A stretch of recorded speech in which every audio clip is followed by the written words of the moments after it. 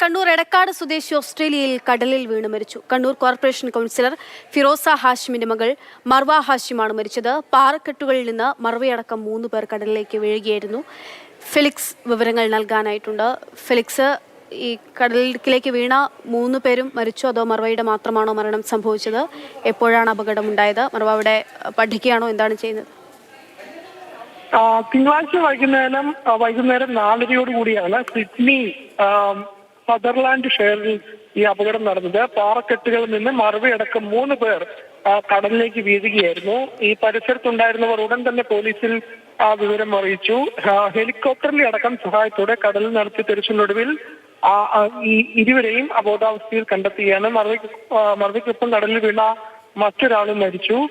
ഇവരെ ഉടൻ തന്നെ വൈദ്യസഹായം നൽകിയെങ്കിലും ജീവൻ രക്ഷിക്കാനായില്ല. ശക്തമായ തിരമാലകളും ഈ വഴുവഴുപ്പുള്ള പാറകളുമാണ് അപകടത്തിന് കാരണമായത് എന്നതാണ് പോലീസ് വ്യക്തമാക്കുന്നത്. ഒപ്പം തന്നെ ഈ മുങ്ങിമരണം നടന്ന പ്രദേശം ബ്ലാക്ക് സ്പോട്ട് എന്നാണ് പോലീസ് വ്യക്തമാക്കിയിട്ടുള്ളത്. അതായത് ഈ സ്ഥലത്ത് നേരത്തെയും സമാനമായ രീതിയിലുള്ള അപകടങ്ങൾ നടന്നിട്ടുണ്ടെന്ന് പോലീസ് അറിയിക്കുന്നു.